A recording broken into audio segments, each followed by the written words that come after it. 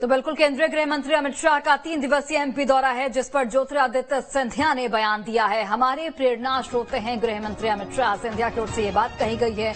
उनके मार्गदर्शन में हम चुनाव अभियान कर रहे हैं। मार्गदर्शन के साथ ही चुनाव जीतेंगे। ज्योतिरादित्य सिंधिया की ओर से ये तमाम बातें कही गई हैं।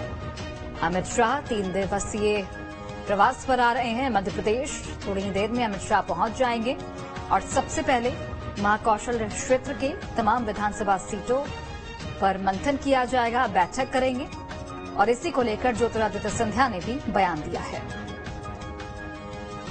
देश के गृह मंत्री हैं, भारतीय जनता पार्टी के पूर्व राष्ट्रीय अध्यक्ष हैं, हमारे प्रेरणा स्रोत हैं।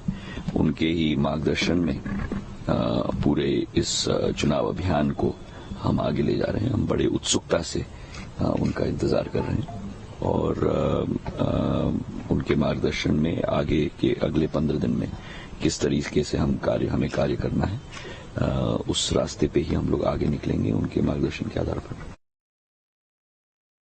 और चलिए अधिक जानकारी के साथ सहयोगी दुर्गेश इस वक्त जबलपुर से जुड़े हुए हैं, सीधे उनका रुख करते हैं। दुर्गेश, 3 दिवसीय प्रवास अमित शाह का मध्य प्रदेश का और इसमें महाकौशल क्षेत्र पर सबसे बड़ा फोकस, क्योंकि सबसे पहले वहीं पर पहुंच रहे हैं और जो भी 38 विधानसभा सीटें हैं वहां पर मंथन किया जाएगा, बैठकें होंगी और 1-to-1 प्रत्याशियों से भी चर्चा। और बड़ी बात यह कि इस बैठक के जरिए जो भी नाराज नेता हैं उन्हें मनाने की कोशिश की जाएगी।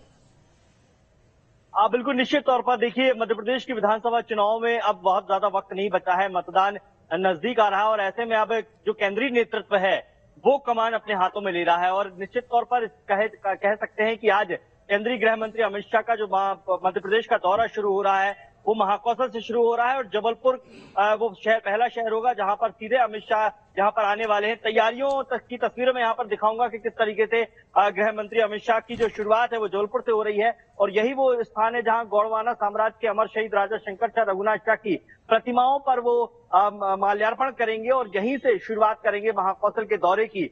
आज यहाँ पर तकरीबन 12:40 की टाइमिंग है वो यहाँ पर दी गई है और सुरक्षा की अगर हम इंतजामों की बात करें तो यहाँ पर देख सकते हैं कि पुलिस के तमाम जो आला अधिकारी हैं, जो जवान हैं वो यहाँ पर तैनात हो गए हैं। सुरक्षा के तमाम इंतजाम यहाँ पर किए गए हैं। चुनिंदा लोगों को ही अंदर आने की परमिशन यहाँ पर दी जा रही है और क्योंकि यहाँ से वो माल्यार्पण करने के बाद फिर बीजेपी के संभागीय कार्यालय में पहुंचेंगे और जिस तक देख सकते हैं कि इस तरफ के तमाम जो पदाधिकारी हैं उनके आने का सिलसिला भी यहाँ पर जारी है। पुलिस के आला जवान यहाँ पर जारी हैं और चूंकि आदिवासी समुदाय के एक बड़े राजा थे, राजा शंकर शाह रघुनाथ शाह, और यही वो जगह है जहाँ पर उन्हें तोप के मुंह से बांधकर अंग्रेजों ने उड़ा दिया था और उसके बाद फिर ये स्थान लगातार जो है चर्चा का विषय बना हुआ है और यही इसी जगह पर राजा शंकर शाह रघुनाथ शाह का संग्रहालय भी बनाया जा रहा है। सबसे थोड़ी ही देर में अमित शाह जब आएंगे एक बार फिर से आपसे जुड़ेंगे और तमाम तस्वीरों को भी देखेंगे। फिलहाल आपका बहुत बहुत धन्यवाद और चलिए सीधे आपको लिए चलते हैं दमोह, जहां पर प्रियंका गांधी पहुंच चुकी है दमोह और